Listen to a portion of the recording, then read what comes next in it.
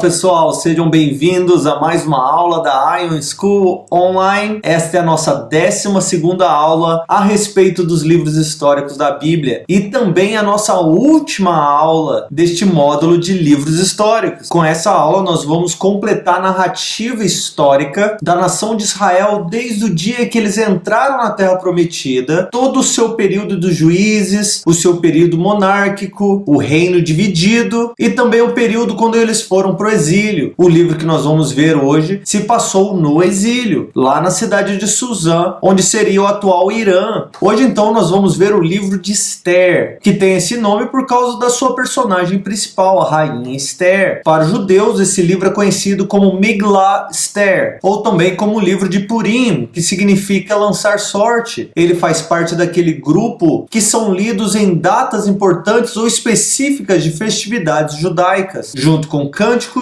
o livro de Ruth, Lamentações e Eclesiastes. Este livro também especificamente faz parte de um outro grupo de livros que nós já falamos a respeito aqui nas nossas aulas durante o módulo de Bibliologia. O livro de Esther é um antilegomena, que significa que falaram contra este livro, pleiteando de que este livro não deveria ser canonizado. Se você tem boa memória ou se você prestou bem atenção e tem aí nas suas anotações, o livro de Esther foi considerado um antilegomena pelo fato de que durante o livro nós não vemos de maneira alguma a citação do nome de Deus, como em qualquer outro livro, a não ser o livro de Cânticos, que também temos esse mesmo problema. Mas nada poderia ser mais claro do que o poder irresistível do decreto divino soberano, que vai vigiar durante a história aqui o povo da aliança, e vai não somente proteger ele das malícias de Satanás, que vai trabalhar em conjunto aqui com um tal de Amã, mas como vai dar livramento e vitória para os judeus, trazendo como consequência uma honra que eles não esperavam. Um outro motivo que o livro de Esther frequentemente é questionado em relação à sua canonicidade está no fato de que em momento algum o livro de Esther é citado no Novo Testamento pelos seus autores e nem foi encontrado também qualquer cópia deste livro no meio da coleção de pergaminhos que foi encontrado no Mar Morto, lá em Qumran, já que lá se encontrou cópias de todos os livros do Antigo Testamento, até mesmo daqueles chamados pseudepígrafos ou apócrifos. Mas mesmo com todos esses questionamentos, para os judeus e a tradição judaica, não há dúvida alguma que este livro carrega autoridade escrita e deveria sim pertencer ao grupo canônico de livros inspirados por Deus. Não é fácil a gente tentar explicar o porquê da ausência do nome de Deus nesse livro. Alguns vão sugerir que poderia ser que este livro tem uma autoria gentia ou de que foi escrito para os gentios de uma maneira mais histórica, mas poderia também simplesmente ter sido que no desenrolar da narrativa o autor estaria tão ciente da presença e do mover de Deus no meio da história que ele tenha simplesmente passado por cima desse detalhe. Seria legal também citar aqui que o livro de Esther tem duas versões. Uma versão menor com 167 versículos, que é a versão que nós usamos, assim como também na versão hebraica, mas nós também temos outra versão grega, bem mais extensa, com 260 versículos. Essa versão era usada pelos judeus gregos, que adicionaram essas partes na Septuaginta. Essas adições que teriam sido encontradas depois, parece que carregam o intuito de fazer do texto um pouco mais religioso. Elas contêm orações de Mardoqueu, também orações de Esther, contém um sonho do próprio Mardoqueu em relação a tudo aquilo que iria acontecer, mas reiterando aqui que então nós ficamos com a versão mais curta, que é também a versão mais antiga, sem esses adendos e adições. A autoria deste livro, mais uma vez, nós vamos colocar como não identificado, porque o texto não apresenta o autor, mas algumas tradições judaicas vão declarar que foi Mardoqueu que teria escrito esse livro. Mas também é difícil dizer com toda certeza que foi Mardoqueu por causa dos últimos versículos do livro, que parece que não vai nos deixar claro, assim, parece que alguém está falando a respeito de Mardoqueu. Outros possíveis autores também seriam Esdras e Neemias, que também viveram por essa mesma época e tiveram seus livros, as suas histórias contadas um pouquinho depois do tempo de Esther, mas nós também não temos nenhuma evidência linguística em relação a isso. Por isso, em relação à autoria, nós vamos ficar com não identificado, mas tradicionalmente atribuído a Mardoqueu, que também é conhecido como Mordecai. Toda a história narrada no livro de Esther se passa no mesmo lugar, na cidade de Suzã, que seria a capital onde estaria o palácio do rei. Suzã fica onde hoje é chamado de Irã, durante o período que os judeus estavam lá no exílio. E a abrangência histórica do livro vai de 483 a 464 a.C.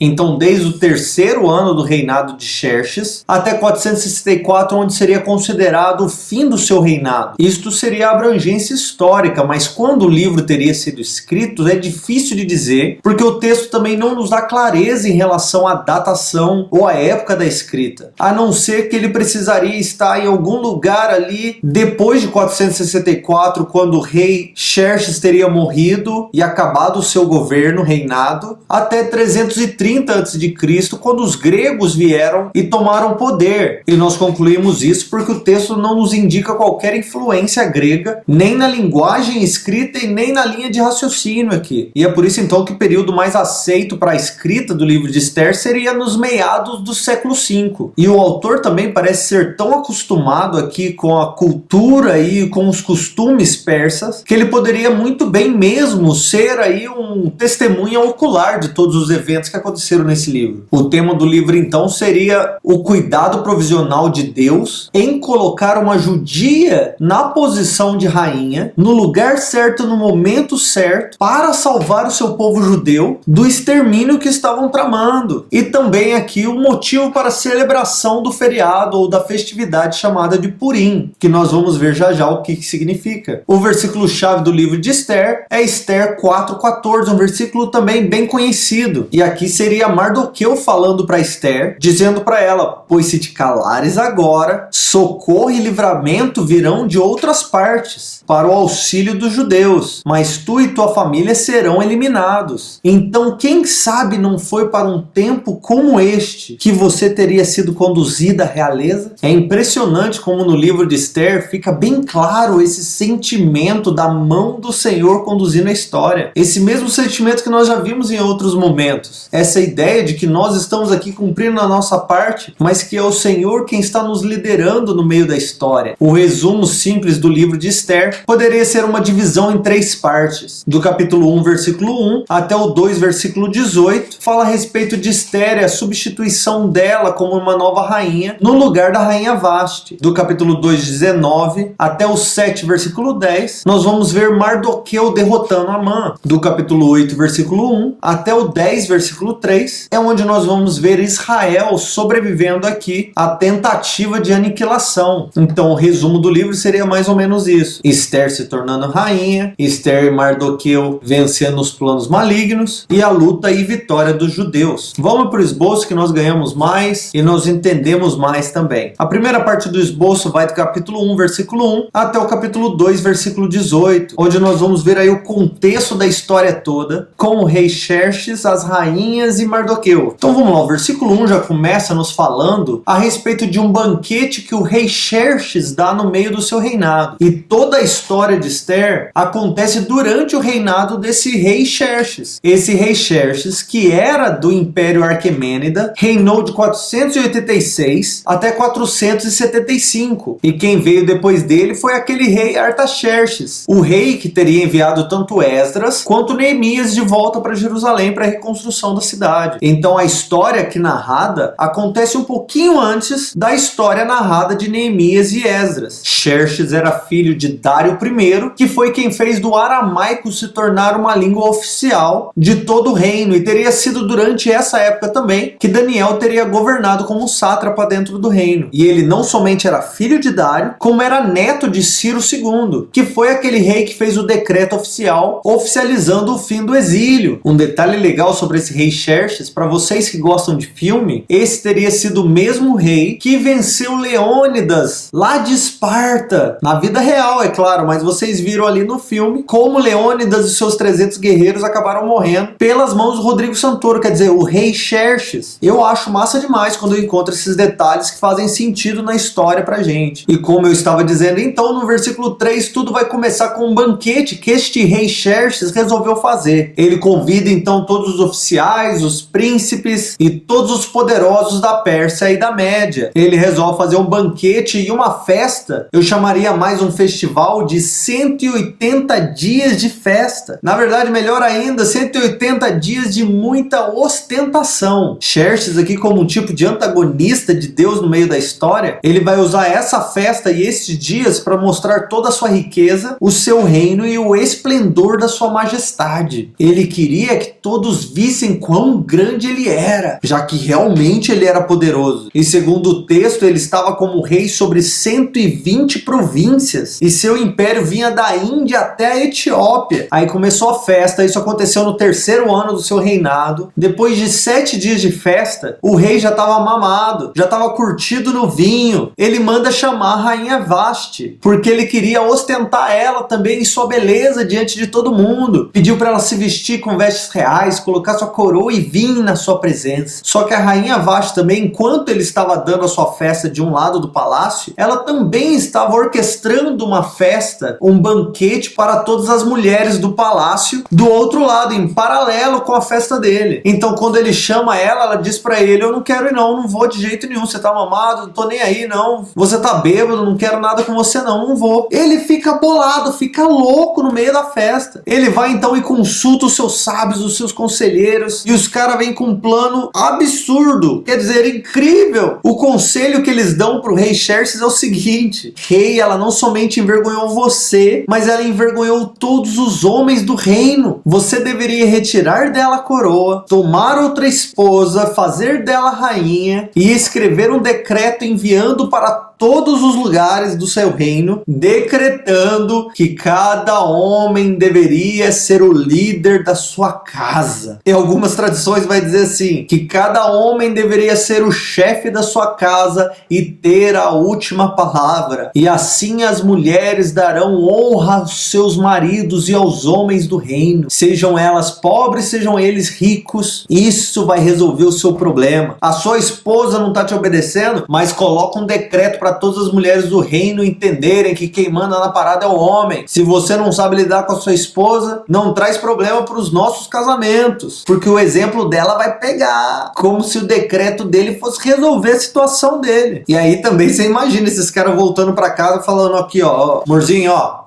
tem um decreto do rei aqui, ó. Quem manda aqui sou eu, hein? Não sou eu que tô falando, não. É o rei que tá falando, ó. Eu que tenho a última palavra. Aí no capítulo 2, passando toda essa festa de 180 dias, passado a raiva que o rei tava da rainha, eles organizaram um concurso de beleza. Aí dos versículos 5 ao 7, nós vemos a apresentação de Mardoqueu e de Radassa. E aí o texto vai nos dizer que Mardoqueu era da tribo de Benjamim e da família de Esaú. Ele provavelmente teria nascido na Babilônia e os seus pais teriam sido levados para o cativeiro. E aí também nós vamos ver Radassa, que é um nome em hebraico, mas que era conhecida também por Esther, que é um nome persa, que significa estrela. Alguns vão dizer que seria Esther por causa da sua beleza, porque ela realmente era uma mulher linda. Esther era prima de Mardoqueu, mas teria sido criada por ele. Então ele considerava ela como filha e ela considerava ele como seu pai. No versículo 8 ela vai ser levada para o harém do rei, mas ninguém sabe qual é a sua família, nem que povo é dela. Eles não sabem que ela é israelita. Mas bem no comecinho do seu tempo, já lá no harém, ela já começa a ser bem tratada pelo eunuco, que cuida de todas as mulheres lá naquele lugar. Esse período dela dentro do harém vai durar mais de 1 ano, porque são 6 meses cuidando disso, 6 meses com tratamento daquilo. E aí no versículo 15 nós vamos ver que em dezembro de 479, no 7º ano do rei Xerxes, Esther vai ser levada para a presença dele. Nisso já se passaram 4 anos desde aquela primeira festa. Na história nós vamos ver que o rei Xerxes teria ido para a guerra e esse seria o momento que ele teria retornado. E aí o narrador vai nos dizer que o rei amou Esther mais do que amou qualquer outra mulher e por causa disso ele deu a ela a coroa real e fez de Esther a nova rainha no lugar da rainha Vasti. Aí depois disso o rei faz o quê? Faz outro banquete. Eu quero ostentar, quero mostrar para todo mundo a nova rainha. Olha como ela é bonita. Ele queria tanto mostrar ela que ele até decretou um feriado em todo o reino. Não só isso, ele ainda distribuiu presente com generosidade para todo mundo. Daí a próxima parte do nosso esboço, do capítulo 2:19 até o 3:15, é onde nós vamos ver esse relacionamento entre Mardoqueu e Amã. No versículo 19 nós vamos ver que Mardoqueu é apresentado como um tipo de eunuco ou guarda da porta. Ele não é um tipo de mendigo que fica ali sentado simplesmente na porta do palácio. Ele é como um tipo de oficial. E enquanto ele está ali, ele ouve dois guardas, dois oficiais eunucos conversando a respeito de um plano, de uma conspiração para matar o rei. O que ele faz? Manda avisar a rainha Esther. Avisa o rei que eles estão tentando matar ele. O rei investiga e descobre, realmente, cara, estão tentando me matar. Ele vai e enforca os dois caras. E a história segue em frente, esquece esse momento. E aí no capítulo 3, nos é apresentado o quarto personagem da nossa história. Primeiro o rei Xerxes, segundo Mardoqueu, depois rainha Esther e agora Amã. O autor aqui vai nos dizer que Amã é descendente de Agag, que possivelmente seja o rei dos amalequitas. Lá de 1 Samuel 15, se você não se lembra dessa história, eu vou relembrar. Rei Agag é aquele rei amalequita que o rei Saul poupou quando ele foi matar os amalequitas, e Samuel demorou para vir encontrar ele para fazer o sacrifício. E quando ele chegou, descobriu que Saul não tinha matado tudo, tinha poupado alguns animais e também o rei Agag. Samuel então repreende o rei Saul e despedaça o rei Agag ali na faca diante do Senhor, porque o rei Saul foi desobediente. Então agora, tendo um descendente de Saul, Mardoqueu, e um descendente de Agag, Amã, nós temos o cenário perfeito para uma novela mexicana. Quer dizer, para uma boa história. Nesse tempo, então, Xerxes promove Amã a um cargo acima de todo mundo. Acima dele só tinha o rei Xerxes. E diante dele, todos se prostravam para honrar, menos o tal do Mardoqueu. Mardoqueu olhava para ele com desdenho. Toda vez que ele passava, só o Mardoqueu lá de braço cruzado. Tô nem aí com esse cara, velho. E aí um dia chegou nos ouvidos de Amã. Se você não notou ainda, só o Mardoqueu que não te honra. Amã ficou super irritado com aquela história e resolveu que por causa daquilo não bastava matar Mardoqueu. Ele queria armar um plano para exterminar todos os judeus de todas as províncias debaixo do governo de Xerxes. Isso era vingança. Então no dia 7 de abril do 12º ano do rei Xerxes, provavelmente 474 a.C.,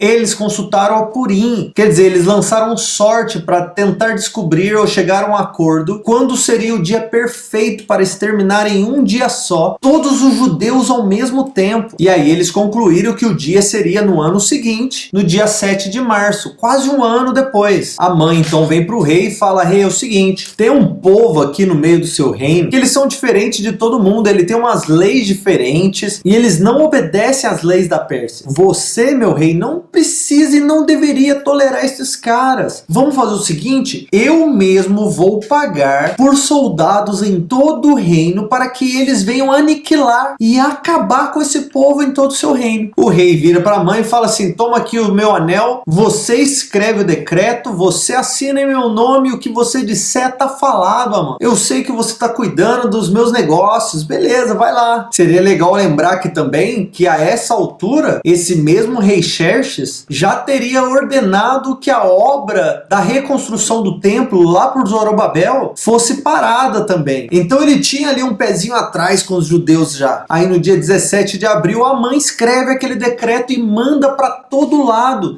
escrito em todas as línguas de todo o reino, dizendo que no ano seguinte, no dia 7 de março, em um só dia, todos os judeus, jovens ou velhos, crianças ou mulheres, deveriam ser exterminados e que todos os seus bens poderiam ser saqueados. Era uma vingança em nome do rei Agag? Talvez, mas eu sei que isso se parece muito com o que o rei Saul fez também. Ele então lançou esse decreto e sentou com o rei para beber. Enquanto eles estão lá tomando uma, a cidade de Suzã está um alvoroço, porque haviam muitos judeus que moravam em Suzã e eles estavam entrando em pânico por causa daquele decreto de que em um ano eles morreriam. Aí nós nós entramos na próxima porção do nosso esboço, do capítulo 4, versículo 1, ao capítulo 7, versículo 10, onde o enredo dessa história se desenrola, e é onde nós vamos ver a providência divina e também o plano de Mardoqueu e de Esther para reverterem esse decreto de extermínio. Aqui nessa sessão é legal porque nós vemos a incrível habilidade do autor desse livro, os detalhes que ele nos fornece na sua história, na sua narrativa, nos dando também um senso de ironia e humor, nos mostrando ousadia e sabedoria da rainha Esther. É simplesmente incrível a maneira que esse livro foi escrito. No versículo 1 do capítulo 4, quando Mardoqueu ouve o decreto e descobre que eles estão tentando exterminar os judeus, ele rasga suas vestes, se veste em panos de sacos, jogam cinza para suas cabeças e Mardoqueu sai correndo pela rua gritando e chorando e esperneando. Ele foi então para a porta do palácio, mas não deixaram ele entrar porque ninguém poderia entrar no palácio vestido da maneira que ele estava vestido. Ele fica ali então chorando na porta do palácio, sentado no chão. A rainha Esther lá dentro fica sabendo que Mardoqueu está do lado de fora nessa situação, envia roupas para ele poder ficar bem. Ele rejeita as roupas, ela manda então o eunuco que cuida dela para saber o que é que está acontecendo, Mardoqueu, por que você está nessa situação? Ele conta para o eunuco para ele contar para Esther o que estava acontecendo e envia também para ela uma cópia do decreto, contando para ela sobre a prata que a mãe estava pagando para o extermínio dos judeus. E aí Mardoqueu fala para Esther, você precisa pedir ao rei por misericórdia, você precisa interceder pelo seu povo. A rainha Esther ouve essa resposta, manda outra para ele, dizendo que tanto ele quanto todo mundo sabia muito bem que ninguém poderia entrar na presença do rei se ele não convidasse, ou se ele mesmo estendesse o cetro de ouro para que a vida da pessoa fosse poupada. No versículo 13, Mardoqueu responde ela com a chulapada. Cuidado que você não seja enganado, você acha que você aí dentro do palácio vai ser poupada também? Esse decreto é contra todos os judeus, e até mesmo você não será poupada. E aqui vai entrar o nosso versículo chave. Ele vai dizer para ela, se você se calar e não tentar fazer alguma coisa, o socorro e o livramento para o povo judeu vai vir de outra maneira, mas você e sua família, nós vamos morrer. Então quem sabe, Esther, não tenha sido para esse propósito, para essa ocasião, que como providência divina, o Senhor já tenha te preparado e te colocado na mais alta posição diante do rei, para que por sua mão e suas palavras o Senhor venha livrar o seu povo. Quem sabe não foi para isso? Esther ouve aquilo e fala, beleza, então ajunta todos os judeus de Suzã, jejuem por mim por 3 dias, porque eu vou entrar na presença do rei, mesmo isso sendo proibido. Se eu tiver que morrer, morrerei. No capítulo 5, no 3º dia de jejum, Esther se prepara toda, coloca suas vestes reais, sua coroa e vai pro palácio e fica ali no pátio, de frente com a sala do rei. O rei lá de dentro vê que ela tá no pátio e manda ela entrar. Quando ela entra, ele já estende o cetro de ouro para ela. Ela vem, encosta na ponta do cetro e já diz logo para ela, ô rainha Esther, que bom que você tá aqui. Qual é o seu pedido? O que você quer? Eu te daria até metade do meu reino. A rainha Esther fala para ele, eu não quero nada agora. Eu só vim aqui para convidar você, meu rei, e Amã para virem para um banquete que eu preparei. O rei então manda chamar Amã na hora. Vamos pro banquete agora. No meio do banquete ele pergunta novamente para a rainha Esther, minha rainha, qual é o seu pedido? O que você quer? Eu te daria até metade do meu reino. Ela responde, se você quer ser bondoso comigo, se eu achei graça aos seus olhos, eu peço que amanhã você e Amã voltem ao banquete que eu vou preparar para vocês. Naquele dia Amã foi sair do palácio todo feliz, olha, eu fui o único convidado pela rainha Esther para comer com eles e tal. Quando ele vai saindo do palácio, ele olha, Mardoqueu tá ali olhando para ele de cara feia, cara fechada, e Mardoqueu não se dobra e não honra ele fica bicho. Quando ele chega em casa, ele se gaba para os seus amigos falando da sua riqueza, das suas conquistas, de ter sido chamado pela rainha. E aí os seus amigos e seus familiares falam assim, cara, constrói uma forca de uns 20 metros de altura e manda enforcar Mardoqueu. Ele fala, maravilha, eu vou enforcar Mardoqueu de manhã e à noite eu vou pro banquete, tranquilo. No capítulo 6 nós vamos ver que o rei teve insônia naquela noite, mandou que trouxesse um livro das crônicas do seu reino para que alguém lesse para ele para dar sono. ele passou a noite inteira ouvindo as crônicas, e no meio disso ele lembrou daquilo que Mardoqueu fez para que ele não fosse morto, lá do capítulo 2, que passou despercebido. E aí ele pergunta: o que nós fizemos para Mardoqueu para honrar ele por isso que ele fez? Eles disseram para ele: nada. Enquanto eles estão falando sobre isso de manhãzinha, Amã entra no palácio. O rei manda chamar Amã, e Amã vem preparado para dizer para o rei: rei, eu quero enforcar Mardoqueu. Antes que ele pudesse falar qualquer coisa, o rei já pergunta para ele: Amã, deixa eu te perguntar uma coisa. O que fazer com um homem a quem o rei deseja honrar? Amã pensa assim: mas quem mais ele vai querer honrar além de mim? Ah, rei, deixa eu te dizer, essa é fácil. Você vai vestir esse homem com vestes reais, vai colocar ele para se montar no cavalo que você mesmo usa, vai colocar uma coroa na cabeça dele e vai fazer com que tanto ele quanto o cavalo sejam vestidos por um príncipe aqui do seu reino. E não só isso, vai fazer com que esse príncipe conduza ele e o cavalo pela sua cidade enquanto ele proclama para todos ouvirem: vejam todos, é assim que o rei faz com o homem a quem ele deseja honrar. Olha que incrível! Ele faz isso pensando que o rei iria honrar ele, mas numa incrível ironia, aquilo que ele desejava para si foi exatamente o que o rei fez para com Mardoqueu, e falou assim: ótima ideia, mano, você vai fazer isso com ele, você vai sair com ele honrando ele, ótima ideia. A mãe então tem que se humilhar carregando Mardoqueu para cima e para baixo pela cidade. Quando aquilo acaba, Mardoqueu volta para a porta do palácio e Amã vai envergonhado para sua casa, bolado. Depois de um tempo que ele está na sua casa, os eunucos do palácio vêm buscar ele para ele ir pro banquete de Ester. E aí, durante esse banquete, no capítulo 7, pela terceira vez o rei pergunta para Ester: e aí, minha rainha, qual é o seu pedido?